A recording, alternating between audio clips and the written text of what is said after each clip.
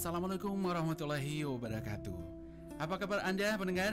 Anda yang sedang mendengarkan kami di 103,6 Jati FM, The Heart of Banda Aceh, dan juga saat ini di 107 Radio Rumah PMI di Aceh Besar. Sore ini bersama saya Eric Wright, kita akan jumpa lagi di program Sketsa Keluarga, Membangun Negeri dari Keluarga, yang didukung sepenuhnya oleh Dinas Kesehatan Aceh. Nanti kita akan ngobrol-ngobrol hari ini tentunya topik yang tentunya sangat diperlukan dan juga dibutuhkan oleh masyarakat. Topik kita hari ini adalah strategi pencegahan dan pengendalian KLB difteri di masa pandemi COVID-19.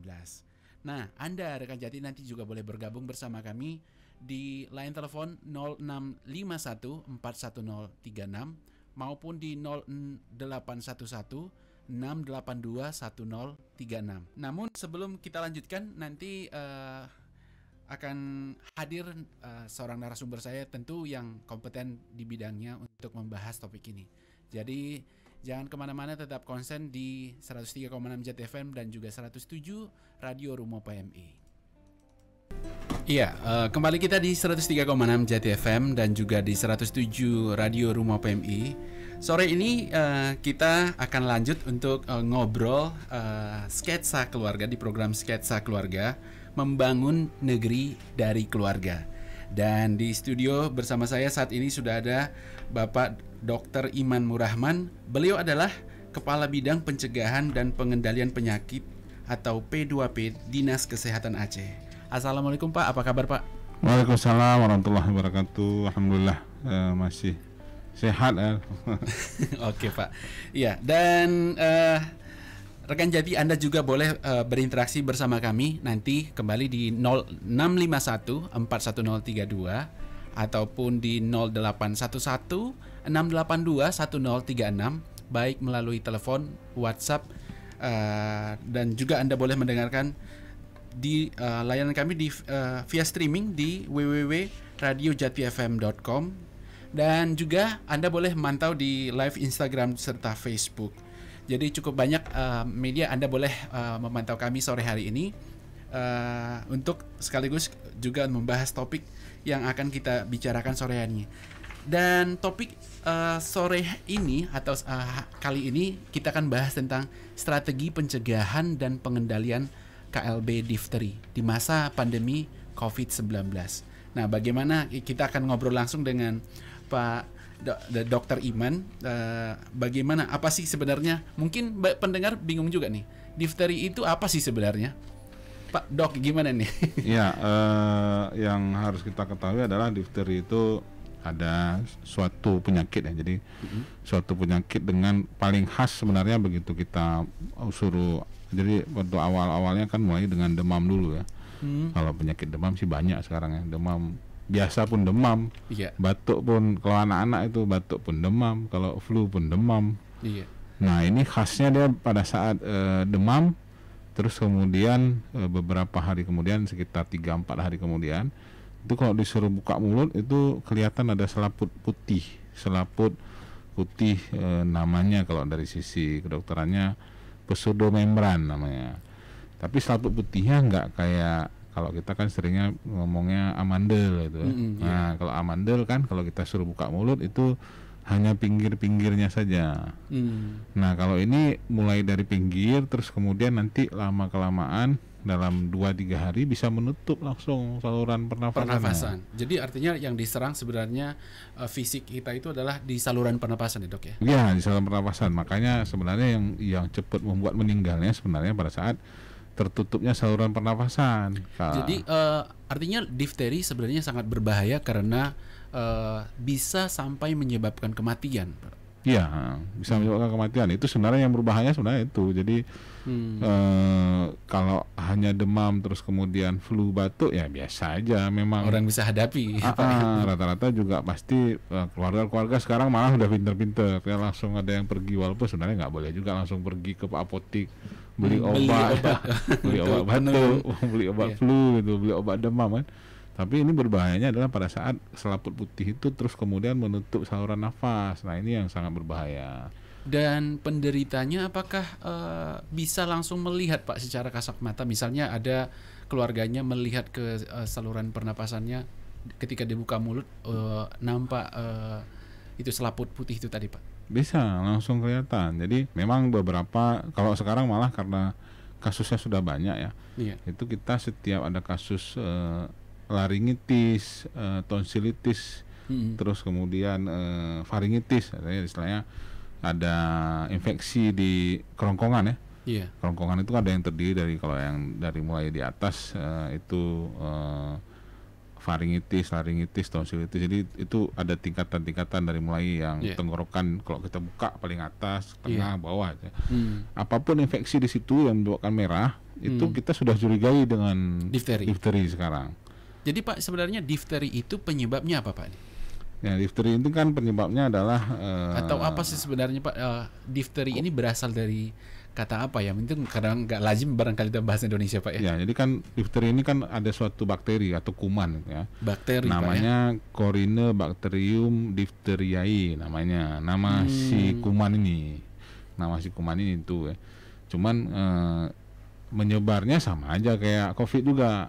Tapi COVID kan dia kan virus. Jadi kalau yang ini bakteri.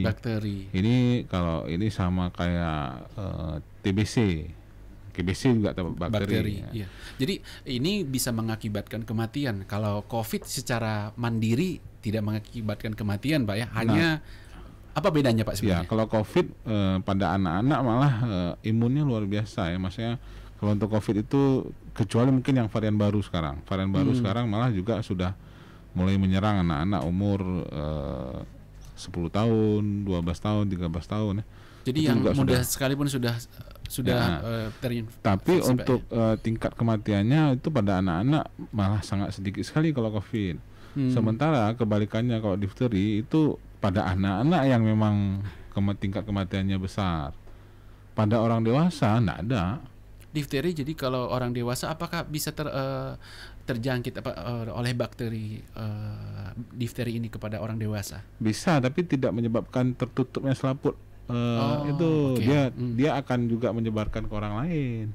Oh, dia jadi penyebar, jadi carrier ya Pak ya? Ya, jadi carrier. Jadi kalau misalnya si anak kena, terus kemudian bapak atau ibunya ngomong-ngomong kayak mana nak ini segala macam, terus kemudian dia pulang lagi ke rumah, adiknya, ada keponakannya, atau ada anak umum segala macam lah. Iya. Itu. Jadi artinya Pak, apakah orang dewasa bisa menjadi carrier pembawa kepada anaknya? Bisa, kalau difteri bisa. Difteri bisa Tapi Pak ya. Kalau orang dewasanya yang kemudian jatuh sakit terus kemudian ada selaput itu tidak.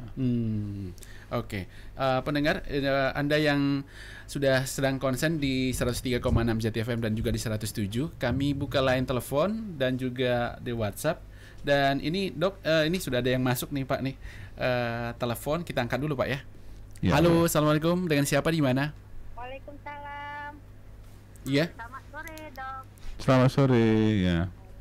Saya Ratna nih Dok, di kawasan Banda Aceh. Iya Bu Ratna. Silakan. Kan dokter bilang kebanyakan yang kena difteri ini anak-anak kan? Iya. Itu kenapa lebih mudah anak-anak yang diserang Dok? Soalnya tadi dokter nggak ada bilang penyebabnya kenapa. Iya. Habis itu yang saya mau tanya lagi, adakah tips ampuh untuk mencegah difteri tanpa imunisasi Dok? Ya. Oke. Satu lagi boleh Dok? Boleh. Kan anak-anak tuh kalau sekarang kan udah pada umumnya anak-anak semua diimunisasi Dok. Iya. Kecuali kalau orang-orang dulu lah mungkin takut kalau anaknya diimunisasi. Tapi kalau sekarang kalau saya lihat rata-rata anak-anak bayi-bayi itu diimunisasi semua Dok. Apakah anak yang sudah dapat imunisasi itu bisa terkena dengan penyakit difteri ini Dok? Yang sudah diimunisasi masuk Bu Ratna. Imunisasi Dok, apakah bisa kena penyakit ini? Ya. Itu aja dok. Makasih banyak. Assalamualaikum warahmatullahi wabarakatuh. Waalaikumsalam warahmatullahi wabarakatuh. Oke, kita angkat yang satu lagi. Halo, assalamualaikum. Halo. Oke. Iya, waalaikumsalam. Halo. Ya, halo. Dengan siapa di mana? Bu Lina di Tembus. Maaf, dengan siapa Bu? Bu Lina. Bu Lina. Iya. Iya, Bu Lina silakan Bu. Ya, saya mau tanya sama Pak Imam. Iya. Ini loh Pak. Misalkan kita ini sebagai ibu, ada anak kita. Boleh dikuatkan sedikit lagi suaranya Bu? Oh ya. Enggak, saya mau tanya sama Dokter Imam. Iya. Ini sama masalah ini difteri. Maksudnya itu kan ini apa menyebar juga ya, dan dari orang tua Mm-hmm. ke ini ditularkan ke anak-anak. Habis itu cara pencegahannya dari mulai dari rumah itu kayak mana? Cara pencegahan dari rumah. Iya, misalkan kita anak-anak kita ini di rumah, ya apakah nggak boleh minum es, nggak boleh jajan sembarangan, atau gimana gitu? Baik, baik Bu. Cara pencegahannya dari rumah. Karena Penceg- kita kan kok di luar kita ngontrol anak-anak. Iya, baik Bu, baik. Iya. Oke, baik. Kita angkat lagi yang sedang masuk satu lagi. Ya, halo, assalamualaikum. Waalaikumsalam warahmatullahi wabarakatuh. Iya, dengan siapa Pak? Di mana? Dengan Cut Kari di Lampenerut. Bapak Cut Kari di Lampenerut. Iya. Ya, Gimana Pak? sehat. Oke, ada pertanyaannya Pak atau komentar? Ada pertanyaan sedikit. Mm-hmm. Assalamualaikum Pak Narasumber. Waalaikumsalam Pak Cut. Nah, jadi begini kan tadi apa namanya, susah sekali dengan penyakit dalam bahasa apa namanya itu. Jadi kan difteri itu kan diserang anak-anak. Apakah itu karena terlalu panas tinggi atau memang ada penyebab yang lain atau disebabkan karena lingkungan? Karena begini kan tadi perbedaan dengan apa namanya, kalau seandainya dia disebabkan karena panas atau memang penyakit itu termasuk penyakit yang apa namanya menular juga. Menular kemana Pak? Apakah termasuk penyakit difteri itu penyakit yang menular gitu? Oh iya, oke, yang baik. ditularkan oleh orang lain atau memang disebabkan oleh sesuatu dalam tubuh sendiri? Oh iya, baik Pak. Terus yang kedua, Mm-hmm. ini menyangkut dengan COVID, karena banyak orang kan apa namanya, kalau COVID itu memang sekarang ini boleh dikatakan virus yang sangat mengerikan dan menakutkan. Mm-hmm. Kan kalau boleh saya komentar, kalau virus dari COVID ini lebih takut kena virus sebenarnya diserang harimau.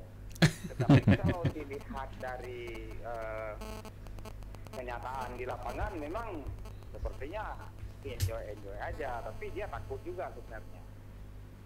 Buktinya kalau kita minta untuk di swab, pasti nggak mau juga kan, berarti takut juga kan.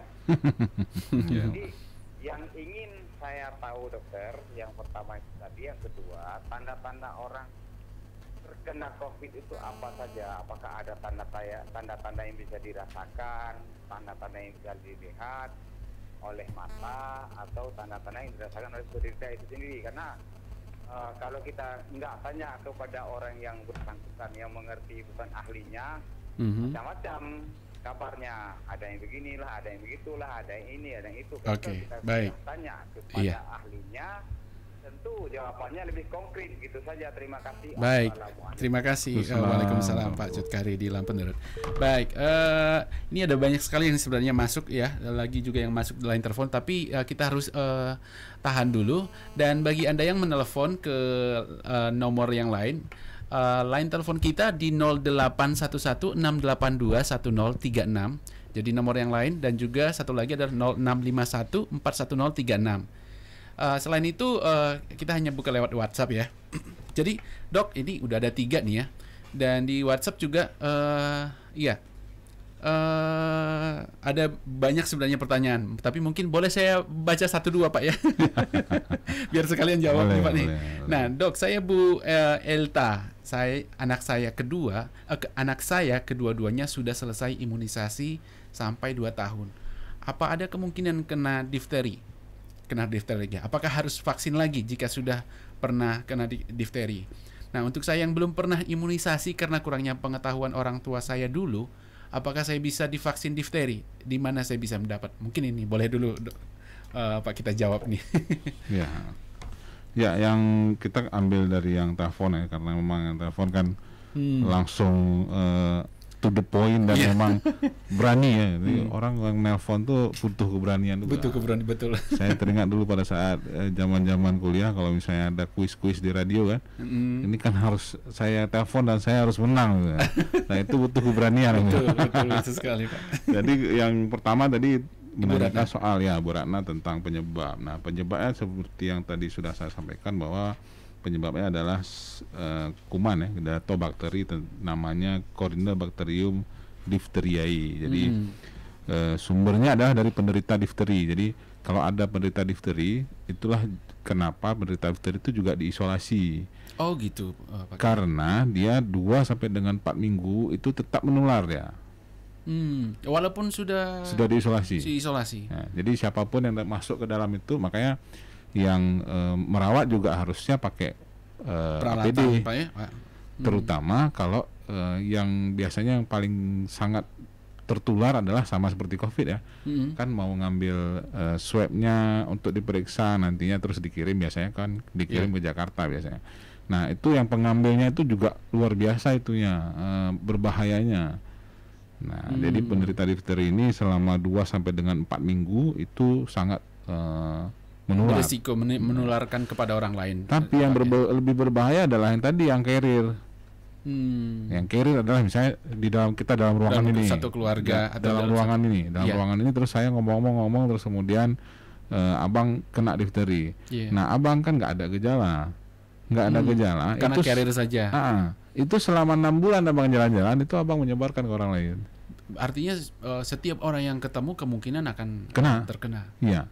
Terutama yang terkena adalah anak kecil. Dan ini terkandung terkait juga dengan pertanyaan tadi yang Ibu Lina tadi ya. Iya, pertanyaan yang Ibu Lina tadi, kenapa anak-anak ya? Iya. Karena memang anak-anak itu adalah itu dari sisi manusia yang memang paling sangat rentan. Itulah juga kenapa ada vaksinasi atau imunisasi pada bayi dan balita.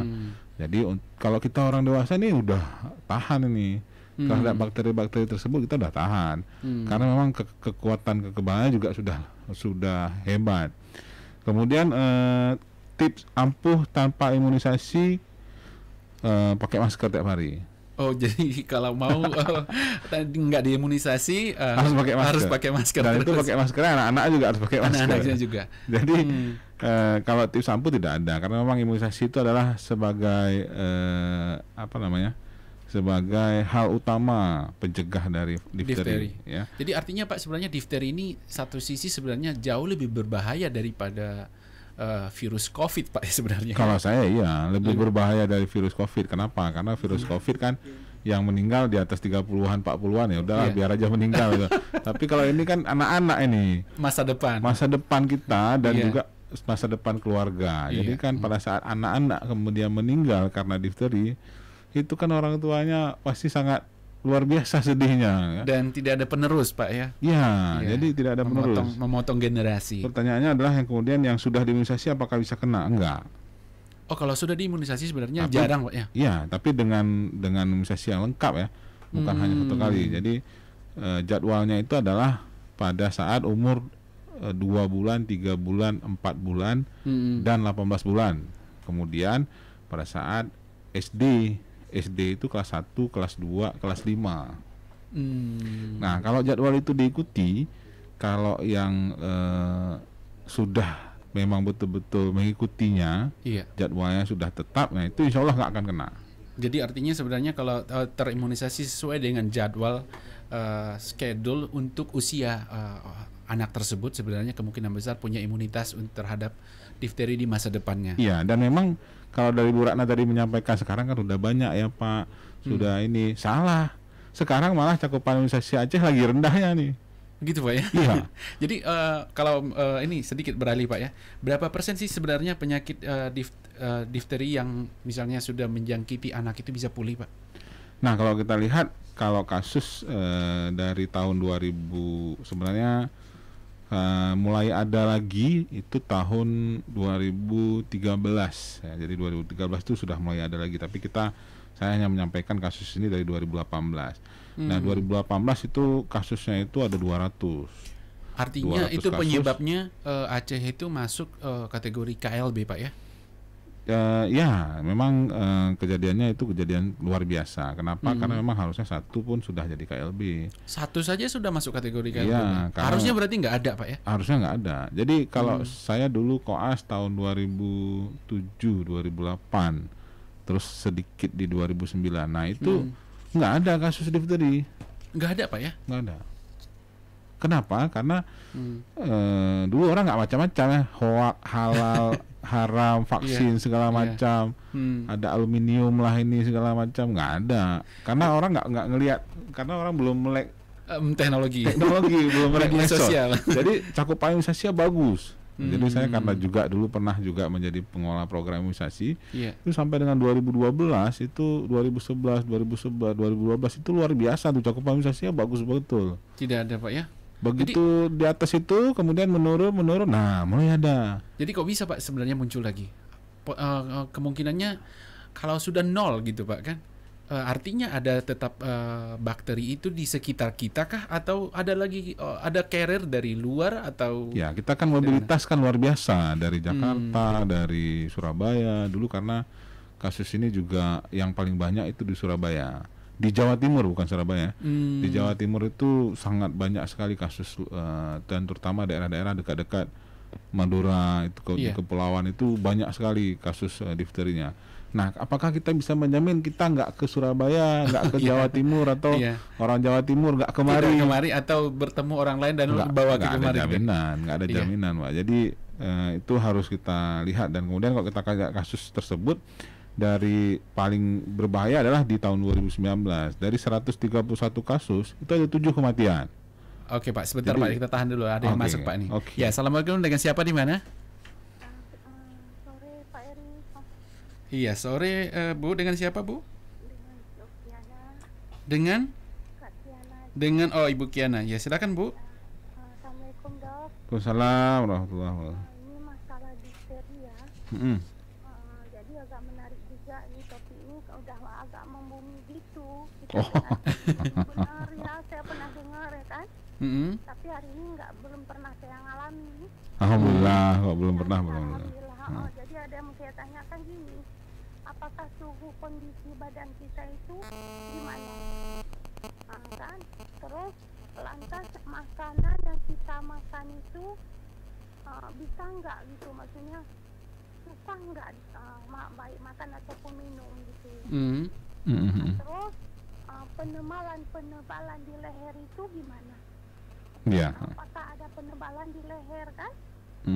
Saya kan difterinya di leher. Jadi ada nggak apa yang timbulkan penebalannya di leher itu? Ciri-cirinya gitu. Iya. Jadi nggak, maksudnya memang udah nampak, tapi bisa nggak ditimbulkan tebalnya gitu, enggaknya gitu. Itu aja lah, Dok, dari saya. Iya, baik, terima kasih.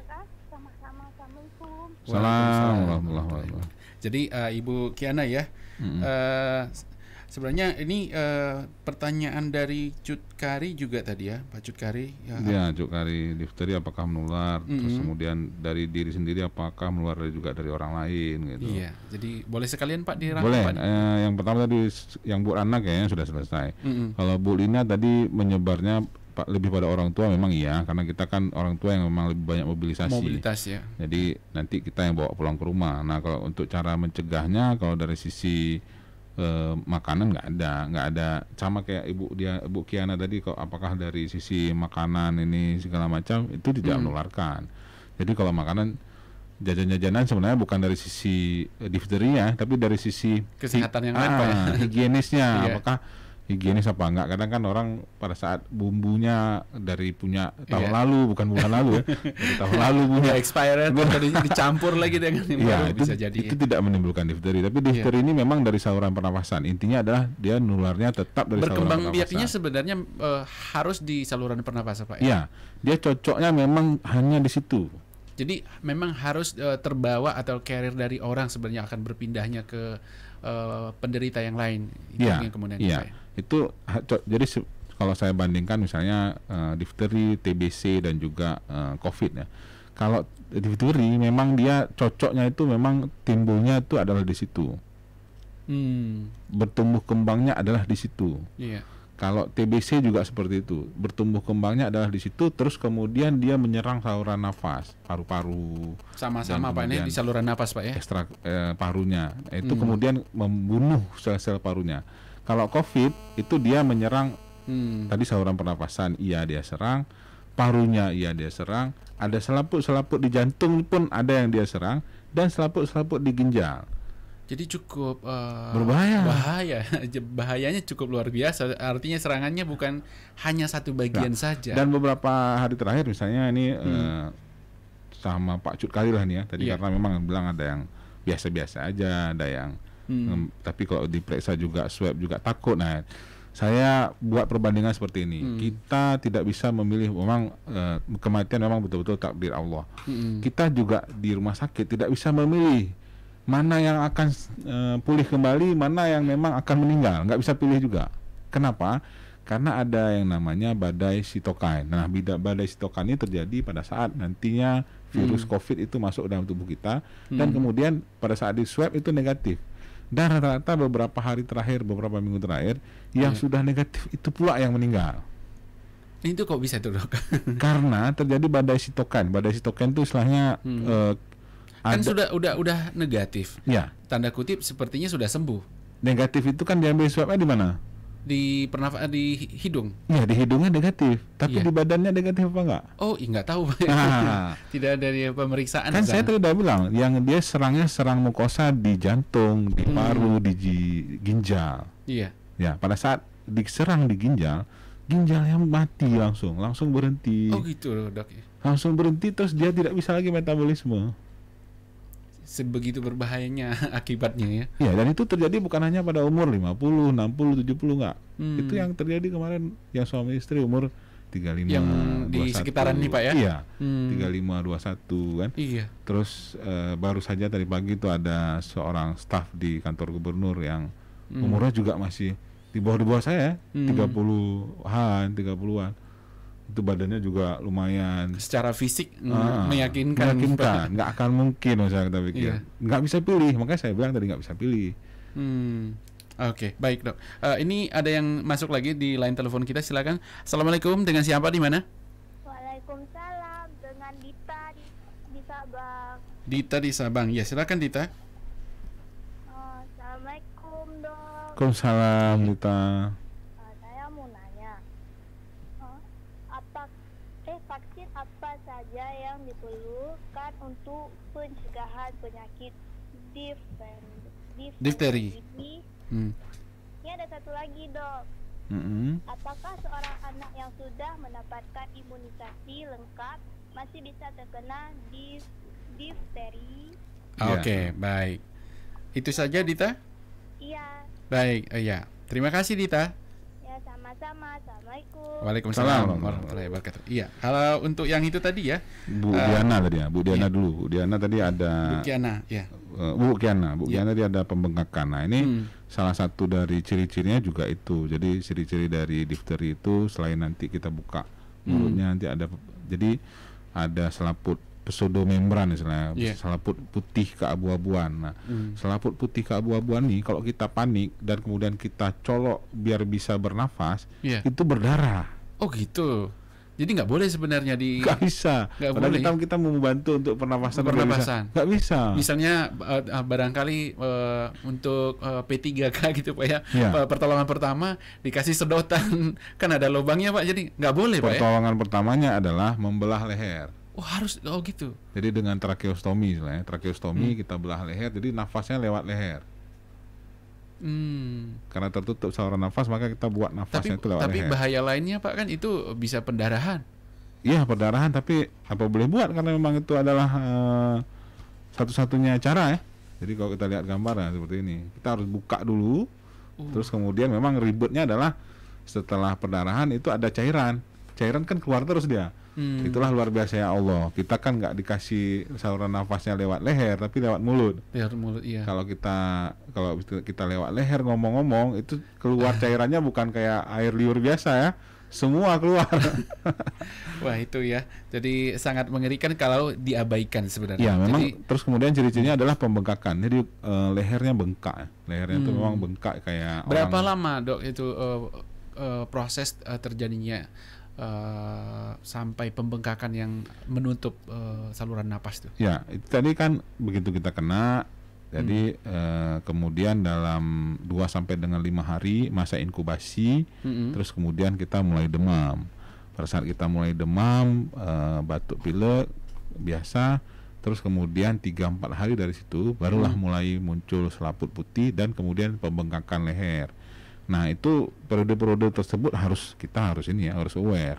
Orang tua juga harus aware melihat anak-anaknya. Jadi anak-anaknya kalau udah seperti itu bawalah terus ke dokter spesialis ya. Atau bawa ke IGD ya. Jadi yang sebenarnya yang paling rentan adalah anak-anak yang belum imunisasi, dok. Ya, jadi anak-anak. artinya keamanan anak yang sudah terimunisasi boleh dibilang persentase untuk terkenanya kembali sangat kecil kemungkinannya.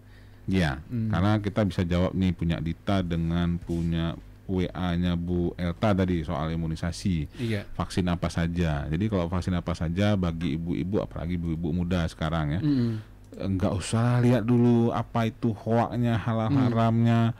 Terus ini untuk ikhtiar anak-anak kita, dan jika tidak tahu bahwa memang difteri ini luar biasa mengerikannya. Vaksinnya adalah umur 2 bulan itu diberikan DPT, HB, HIB. Sekarang malah sudah satu paket. Jadi imunisasi difteri ini itu kita belum dapat dulu, Bang. Oh, jadi waktu kita waktu kecil-kecil belum ya. Jadi gimana tuh sebenarnya? Itu baru mulai ada tahun 1990-an. Dia yang udah lahir, dia yang lahir di bawah 90-an nggak ada itu. Jadi yang sekarang yang 90-an sudah rata-rata dapat. Sudah, kecuali ya kita sekarang sudah, jadi mode kita ini lagi vaksinasi kita lagi turun nih, lagi jelek-jeleknya. Nah, kemudian umur 2 bulan DPT HB HIB yang pertama, kemudian 3 bulan umur DPT HB HIB yang kedua, itu bisa. Kemudian yang ketiga DPT HB HIB ketiga itu di umur 5 bulan. Terus yang keempat DPT HB HIB-nya adalah umur 1,5 tahun. Nah itu bisa kita nggak kena difteri, pertusis, tetanus, hepatitis B, dan juga hemofilus influenza tipe B yang bisa kena kayak si siapa tuh yang namanya yang pelawak yang bukan pelawak. Oh iya, si ini apa? Adiknya sekarang Santun, bukan. Olga.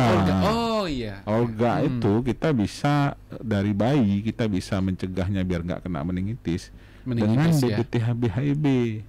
Sementara dampaknya paling berat, paling banyak itu sudah dewasa, dok ya. Iya, tapi dari kecil kita sudah berikan pencegahan. Imunisasi terus kemudian kita berikan lagi pada saat umur kelas 1. Itu ada namanya pemberian imunisasi TD. Terus kita berikan juga umur kelas 2. Kelas 1 itu DT, kelas 2 itu TD, kelas 5 juga TD. Kalau itu lengkap ya, itu insya Allah tidak akan kena.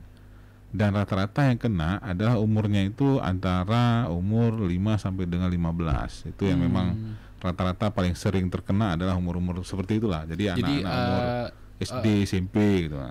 Itu paling sering tuh yang terkena difteri. Dok, ini sebenarnya di WhatsApp ini ada banyak juga ya pertanyaan. Yang pertama dari Bunda Atik, dikatakan mau tanya-tanya, dok, apa yang dimaksud dengan gangguan pernafasan difteri? Kayaknya tadi sudah dijelaskan ya. Dan penyebab penyakit tersebut tadi sudah dijelaskan juga sedikit, yaitu bakteri difteri itu sendiri yang menyebar lewat saluran nafas. Dan apakah difteri itu dapat menyebar dari orang ke orang? Oh iya, jelas. Tadi itu sudah dijelaskan ya Bu untuk Bunda Atik. Dan ada juga Marwan siapa nih? Ya. Ini siapa namanya? Namanya di 0852 60 70 sekian. Pak narasumber, apakah jika kita rutin menjaga kesehatan, mungkinkah virus corona itu jauh dari tubuh kita? Ini bukan tentang corona sih hari ini. Mirip corona, tetapi bukan corona. Hari ini kita bahas tentang penyakit yang disebabkan oleh difteri. Difteri yaitu yang disebabkan oleh bakteri yang tinggal di saluran pernapasan, seperti penjelasan Pak Dokter Iman tadi. Jadi untuk untuk yang WhatsApp dan juga ya siapa lagi nih? Oke, sementara itu aja ya. Nah, line telepon dan juga WhatsApp masih kami buka untuk Anda rekan Jati ya. Jadi masih ada waktu sedikit lagi untuk bertanya-tanya. Tapi sebelum kita lanjut, Dok, ini untuk di Aceh sendiri, di mana Bapak selaku bidang pencegahan dan pengendalian penyakit, tentunya punya program untuk pengendalian penyakit difteri yang tadi sudah kita sebut sudah KLB, karena udah ada bahkan ratusan ya untuk beberapa tahun terakhir. Nah, apa yang dilakukan pemerintah Aceh, Pak, untuk pencegahan difteri saat ini? Ya, yang pertama adalah upaya cakupan imunisasinya sebenarnya yang tinggi. Cuman kan upaya imunisasi ini ya kita harus sering-sering buat seperti ini nih, kalau bisa setiap hari gitu. Jadi sosialisasi ke masyarakat. Edukasi, kenapa? Pak, ya? Karena memang kadang-kadang masyarakat juga pada saat melihat imunisasi yang tahu kan sakitnya, terus demamnya, terus bengkaknya kan.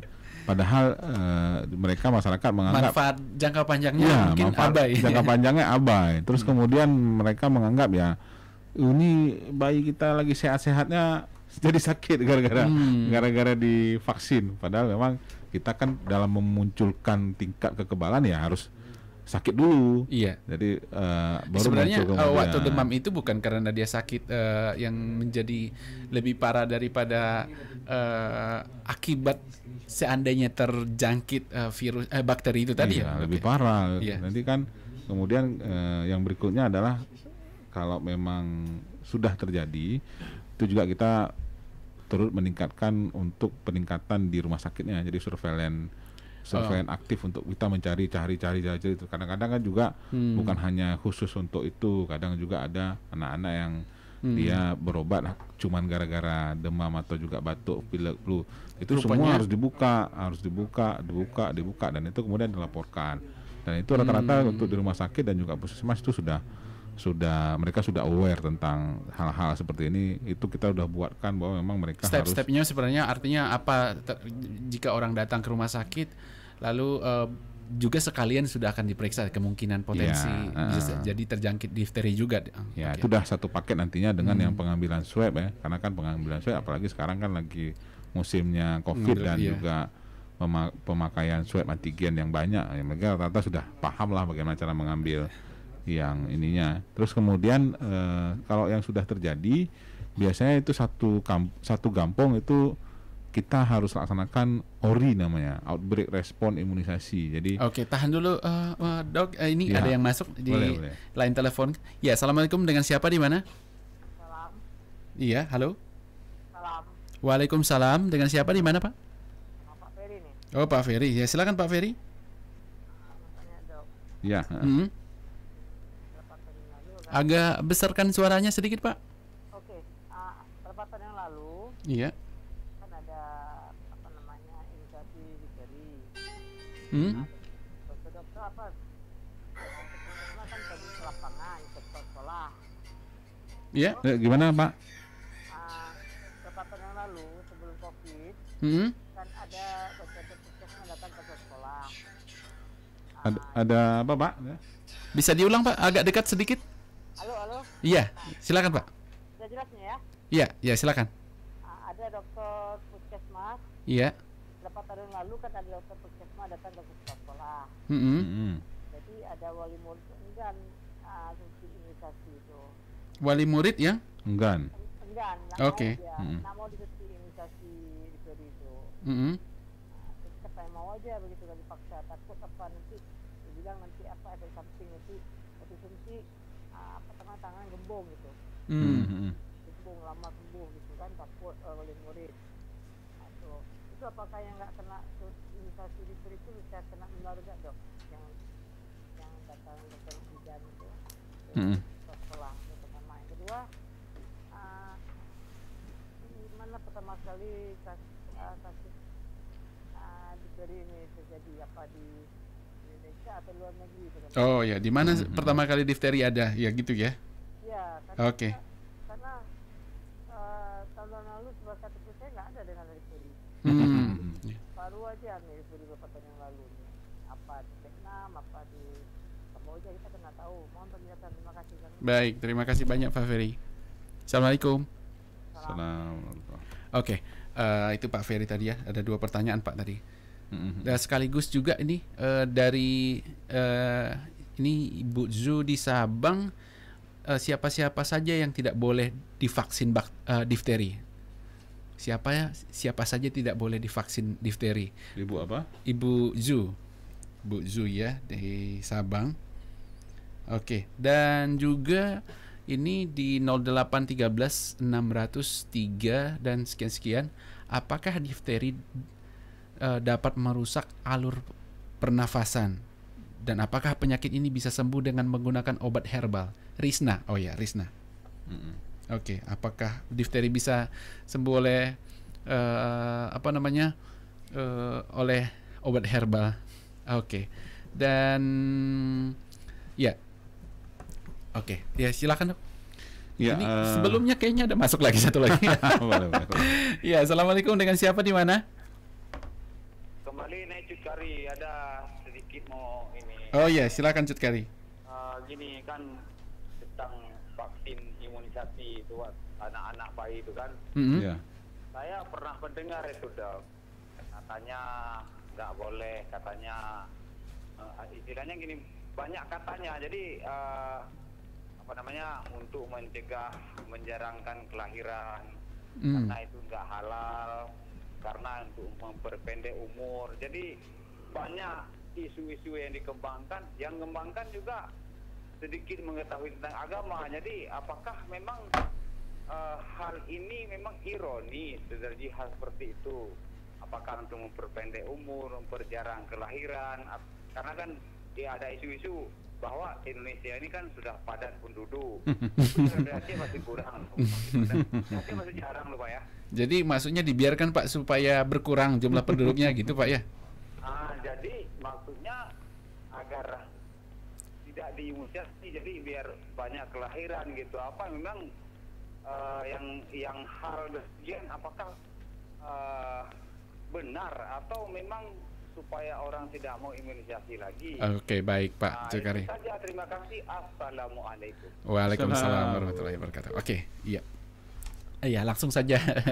Pak, ini ada banyak sekali udah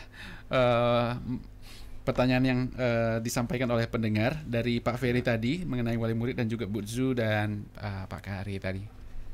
Ya, yang pertama adalah Pak Ferry ya, yang wali murid. Nah, ini kita harus pastikan capaiannya adalah 90%. Artinya kita harus ini kan kita apapun semua harus punya target ya. Yeah. Jadi kalau misalnya ada 100 anak, itu 90 anak itu sudah divaksinasi, maka dia bisa melindungi yang 10 anak lagi. Nah, itu gambaran dari proses epidemiologinya. Jadi kekebalannya tidak harus 100% Pak ya? Kekebalannya sebenarnya harus 100%. Oh, iya. Cuma ini kalau minimal, misalnya Pak ya, wali muridnya yang nggak mau 50% ya nggak akan bisa maksudnya nggak akan bisa menimbulkan kekebalan komunitas. Jadi kalau ditanyakan apakah nanti anaknya yang tidak disuntik itu akan kena, nah itu tergantung dari capaiannya. Kalau misalnya di situ capaiannya tadi bisa dapat 90% anak-anaknya disuntik, ya insya Allah bisa melindungi yang 10 anak lagi, karena dia akan bersifat jarang-jarang misalnya. Tapi kalau misalnya nanti capaiannya cuma 50%, terus kemudian ada 1-2 anak, itu semua kena. Oh gitu ya. Ya, itu semua akan kena. Kemudian dari sejarah, nah sejarah sebenarnya dari udah lama ya, dari kalau dulunya 5 sebelum Masehi itu sudah ada. Difteri Pak sudah ada. Sudah lama. Sudah cukup Bahkan lama ya. Untuk Amerika itu mereka sudah mulai melaksanakan vaksinasi tahun 1890 Sebelum 1900 mereka sudah melaksanakan vaksinasi. Jadi kalau di kita kan baru 1980-an tadi ya. 80-an. Nah, 80-an lah, 1980-an baru ada vaksinasi. Itu pun dulu waktu pertama-tama juga belum semua daerah. Itu semua daerahnya itu untuk yang lengkap DPT HB HIB itu baru tahun 2000. Kalau DPT HIB itu 2015 nggak salah. Kalau DPT HB itu tahun 1995 nggak salah. Kalau DPT terus kemudian HB yang pisah-pisah, jadi DPT sendiri, HB sendiri itu 1990-an. Dan ini vaksin-vaksin ini nantinya juga mudah-mudahan bisa memang betul-betul tidak terkena difteri lagi. Kalau untuk terkait juga dengan tadi Ibu Usu tadi siapa yang apa tadi? Di Sabang tadi Ibu Usu tentang siapa yang apa tadi ya? Apakah siapa saja yang tidak boleh divaksin? Oh, tidak boleh. Yang pertama memang Difteri, kalau ya. memang ada pernah terjadi reaksi terhadap penyuntikan. Jadi contohnya ada yang terjadi reaksi begitu pada saat ada reaksi, terutama reaksi-reaksi alergi ya. Jadi kalau ada reaksi-reaksi alergi pada saat penyuntikan itu untuk penyuntikan apapun, bukan hanya Difteri, tapi untuk yang lain juga nggak boleh karena dia harus dipending atau diteliti lebih lanjut. Kalaupun ini dia harus divaksin itu di dokter spesialis, jadi atau di rumah sakit yang memang kalau memang terjadi apa-apa itu sudah ada tindakan langsung cepat bisa dilakukan, dok ya. Terus kemudian untuk Pak Sudkari tentang isu vaksin. Nah, isu vaksin kalau menurut saya, mohon maaf, kalau menurut saya kenapa isu vaksin ini sudah mulai karena kita sejak tahun 2005-an ke atas itu kita sudah mulai melek soal teknologi informasi ya. Tapi teknologi informasi itu tidak disaring dengan betul-betul. Semua masuk. Semua masuk. Contoh misalnya apakah bisa menjarangkan kelahiran. Nah, untuk menjarangkan kelahiran kita Aceh sudah mulai vaksinasi itu dari tahun 19 untuk BCG malah sudah dulu ya. Itu dari tahun 1970-an. Nah, apakah ada kita lihat terbukti orang yang memang malah kalau saya itu anak ke-8 Pak. Iya. Anak ke-8 dari 8 bersaudara. Apakah agak besar Pak? Iya, apakah bisa menjarangkan kehamilan? Nggak ada. Nggak bisa ya. Jadi artinya vaksin itu bukan untuk menjarangkan kehamilan. Tidak. Terus kemudian memperpendek umur. Kalau umur ya sama aja ya, rata-rata masih seperti umur Nabi 65, 66. Kecuali COVID nih agak ada yang lebih cepat, ada yang lebih cepat dong. Iya, baik. Nah, ada satu lagi pertanyaan tadi Pak, itu apakah ada obat herbal untuk mengatasi penyakit difteri ini? Iya, seperti yang kita ketahui obat herbal itu ya mirip-mirip susu sebenarnya. Kenapa? Karena dia bisa membuat tubuh kita tuh jadi lebih kuat. Tapi kalau untuk penyakit itu kan masing-masing. Untuk biar kita tidak kena difteri, kita imunisasi difteri. Untuk biar kita tidak kena hepatitis, kita imunisasi hepatitis. Jadi masing-masing dia spesifik. Nggak bisa kita buat gara-gara kita minum herbal itu kita nggak kena difteri, nggak bisa. Nggak bisa ya. Jadi artinya sebenarnya itu adalah tambahan saja, suplemen Pak ya? Suplemen boleh, tapi kalau untuk itu menyebabkan kita tidak kena difteri nggak bisa. Nggak bisa. Jadi ya pendengar, Anda yang sedang konsen di 103,6 Jati FM dan juga di 107 Radio Rumo PMI, itu begitu banyak informasi yang kita dapatkan pada sore hari ini, terutama mengenai penyakit difteri dan bagaimana tadi untuk pencegahan dan juga untuk mengatasinya. Tadi Pak Dokter Iman sudah menjelaskan, dan utamanya adalah pencegahan di mana imunisasi Pak ya, untuk diperhatikan semua keluarga yang memiliki anak. Jadi umur di bayi ya, di 0 sampai dengan 2 tahun terpenuhi imunisasinya. Dok, yang terakhir nih, apa nih himbauan untuk masyarakat nih? Karena waktu kita nih terbatas ya Dok ya. Iya. Yang pertama adalah stigma. Jadi kita mungkin masyarakat kita tuh kalau untuk stigma bukan hanya difteri ya. Orang kena TBC di stigma. Stigma itu stigma itu adalah kita mengucilkan orang lain. Mendiskreditkan orang lain. Orang kena TBC kita diskreditkan, padahal dia bisa dengan pengobatan 6 bulan sembuh. orang kena kusta juga atau buduk kalau dulu ya, Mm-mm. itu dia juga kita diskreditkan, jangan boleh jauh-jauh, padahal nggak ada urusan dia dengan luka dia, nggak ada urusan kita. Dan jangan gara-gara kita kena luka dia kita kena kusta, enggak. Tetap dua-dua di TB dengan kusta sama, kumannya adik abang, sama lewat pernafasan juga. Difteri juga seperti itu, begitu ada yang kena difteri itu satu keluarga dikucilkan. Jangan, karena apa? Lewat penularan. Jadi sama kayak COVID, kita tinggal kasih bahan makanan, ya kalian isolasi di rumah dulu sementara ya. Kita kasih makanan, kita kasih makanan. Bukan dibiarkan. Bukan dibiarkan dia kemudian tidak bisa keluar, nggak bisa ngapa-ngapain, tapi makanan juga nggak ada. Terus kemudian mudah-mudahan dengan seperti ini ya cakupan imunisasi kita meningkat. Saya sangat sedih sekali bahwa memang Banda Aceh ini cakupan imunisasinya untuk difteri pertussis itu untuk vaksinasi difteri ini itu hanya 30%. Hanya 30%-nya dok ya? 30%. Tapi juga kita nggak akan mungkin bisa meningkatkan capaian imunisasi hanya dengan sehari ini dia ngomong soal difteri juga nggak meyakinkan akan bisa. Masyarakat pentingnya vaksinasi di tengah masyarakat yang memang pekerjaan yang bukan dalam sekejap ya dok ya? Ya, ini malah kemarin karena COVID itu pelaksanaan vaksinasi yang anak sekolah malah nggak ada kan kemarin, sayang sekali kan? Karena kan sekolah libur semua. Betul. Jadi apakah nanti masih ada masa di mana mereka bisa divaksin atau mereka harus secara mandiri datang ke posyandu? Ya, kita harus mulai vaksinasi ini dengan model door to door. Ceritanya sekarang door to door itu juga terkait juga dengan masyarakatnya mau apa enggak. Dan kita lihat kemauan masyarakat Aceh memang untuk vaksinasi masih rendah. Jadi saya tetap menekankan bukan hanya difteri ya, bukan hanya difteri. Cakupan imunisasi kita rendah dan terjadi kemudian difteri itu adalah bukti. Cakupan imunisasi kita rendah dan kemudian terjadi campak di mana-mana nih. Yang merah-merah badan anak-anaknya ini, mohon maaf Bapak Ibu yang ada para pemirsa semua. Dulu cakupan imunisasi campak kita bagus, itu anak-anak juga jarang yang kelihatan ada muncul ruam merah-merah, terus kemudian batuk, pilek, flu itu jarang. Sekarang udah banyak. Karena capaian imunisasi kita rendah. Nah ini yang memang bisa saya sampaikan adalah memang harus betul-betul kita itu mengikuti program vaksinasi atau program imunisasi ini dengan baik dan benar, sehingga kita menjadikan modal anak-anak kita ini pada saat besar dia adalah orang-orang yang betul-betul sehat. Jadi, sehingga bisa berkarya ya terus Pak nanti di masa depan ya. Baik, terima kasih Dr. Iman Murrahman, Kepala Bidang Pencegahan dan Pengendalian Penyakit atau P2P Dinas Kesehatan Aceh, yang telah memberikan waktu dan mengalokasikan ini kesempatan bagi kita untuk mendapatkan edukasi dan juga informasi tentang penyakit difteri khususnya, dan juga ada banyak tadi ya penyakit lain, sehingga mudah-mudahan acara ini bisa bermanfaat terus bagi masyarakat pendengar. Dan jangan lupa tetap untuk mengajak atau membawa anak Bapak Ibu untuk divaksin ya, lengkap dari 0 sampai dengan 2 tahun sehingga bisa terhindar dari banyak penyakit yang salah satunya adalah difteri.